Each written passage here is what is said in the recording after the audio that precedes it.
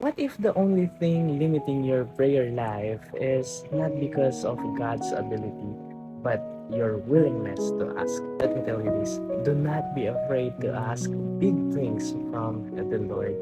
Kasi minsan, we pray small. Not because God is small, but because we think our problems are too big.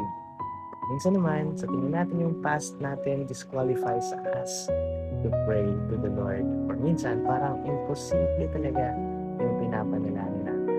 But listen, we serve a God who parts seas, raises the dead, restores broken people, and make a way where there seems to be no way. Tandaan mo, hindi ka burden sa Panginoon.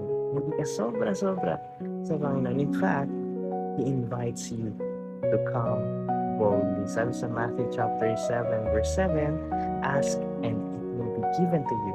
Seek and you will find. Knock and it will be open to you. So manalangin ka. Pray for healing. Pray for restoration kahit parang wala ng pag-asa. Pray for your family. Pray for purpose.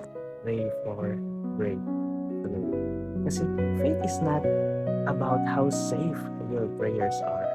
It's about how big your God is.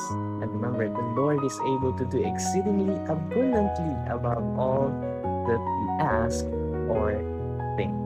So pray for it in faith and it will be ayon sa kalooban ng Panginoon. Alright, God is good all the time. At kung hindi ka pa nakapollow, baka naman.